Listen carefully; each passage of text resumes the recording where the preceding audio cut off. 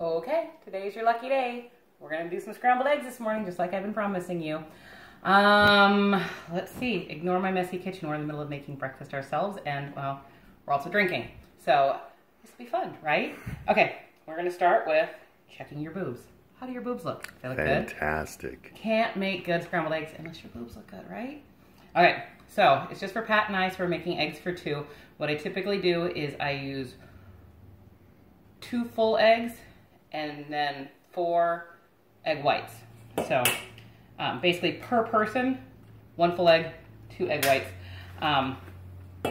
It doesn't affect the flavor or the texture or anything, so I figure why, you know, add all the extra cholesterol and all that crap. You never know. Some days eggs are good for you, some days they're not. I love them and I don't care. But this is just how I prefer to make my eggs. So 1 full egg, 2 egg yolks. Okay, 2 full eggs. And then if you don't know how to do this, go to Walmart. Whites. What? Egg whites. No, 2 full eggs. And egg whites. I wasn't doing that yet. You said yolks. This is going to be exhausting, isn't it?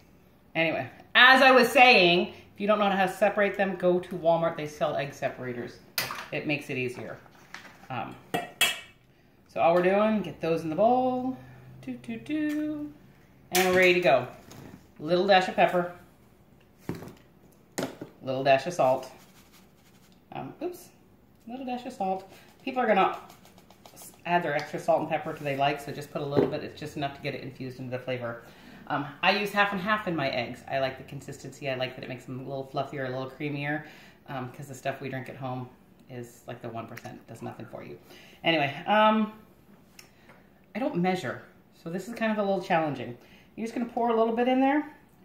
Probably somewhere between 1/4 cup and 1/2 cup. If you want to measure 1/4 cup and test it out, go ahead. This is what it looks like in a bowl. You don't want to overwhelm it with too much cream or it will separate when you're cooking it, okay? Next, you need to go out. You need to buy yourself either a mini whip, small whip, or a mini whipper. Small whip, because all you got is that big one, and that doesn't always work when you're just not doing a lot. And there's nothing wrong with having multiple size whips around. Just saying. We're gonna whip. I'm gonna use this one because I like this one best. You really got to break it up. Don't just, you know, mix it with a fork and think you're good enough, because you're not. What you're looking for is to see how it's kind of separated into clumps. There's a little darker yellow and a little lighter yellow. You want one even consistent color. They're also not going to be quite as bright yellow as you see in the restaurants because they're using full yolks.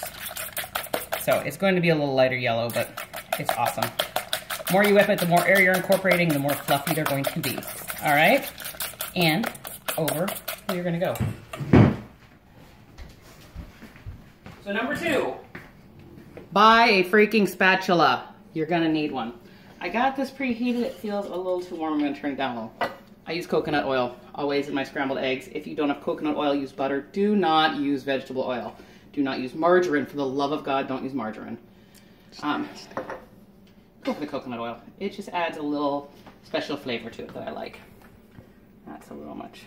So what you're looking for, preheat your pan before you put the oil into it. Then put the oil into it. You're looking for when you tip the pan, see how easily that's running? It's not slow and sluggish. It is just doing whatever it wants to do. Free flowing coconut oil. All right, preheat. Do not put those eggs in until it's hot enough. Good way to tell is if you just take a little and drop it in there, watch the reaction. See how it's sizzling like that? That's where you want to be. Not too hot so it's boiling immediately and going crazy, but just enough so it takes a second and then it reacts. That's what you want looking for, okay? All right. Whippers out.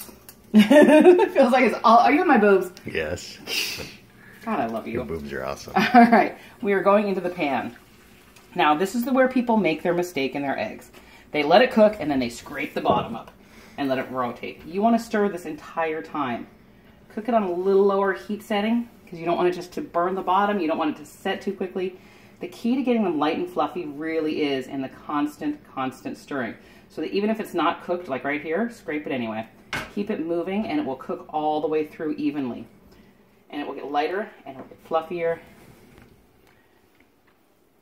as the heat kind of goes all through it, it will cook, not just fry the bottom and then flip it over. And this actually, as long as it seems to be taking for some people, is actually much quicker than I cook my eggs usually. Usually it is a slow and steady, constant stirring while they lump up very slowly. But this is good. We're looking at 6 minutes from beginning to end, baby. When this is done. I know, but I'm saying it usually takes me a lot longer than this to make really good scrambled eggs. So I'm just saying how simple and easy it is. Yes, it is. Get your edges, keep it moving, because this whole time you're moving it around, you're putting more air into it, and that's what keeps it lighter and fluffier. Okay, that's what we're going for. We're not going for those hard clumps like you find in a hotel buffet. We want this to melt in your mouth. So, all right, what I typically do, especially if I'm feeding more than just myself, is just finish a minute or two early. See how they're still a little soft, probably a little runnier. If you turn the heat off now, stir them one last time, it'll give you time and they will finish cooking while you're getting everything else ready. So we're doing biscuits and gravy this morning. If you're just trying to get them on plates, they will finish cooking, so by the time you serve them, they're gonna be perfect. And I think we're done here. Good job, baby.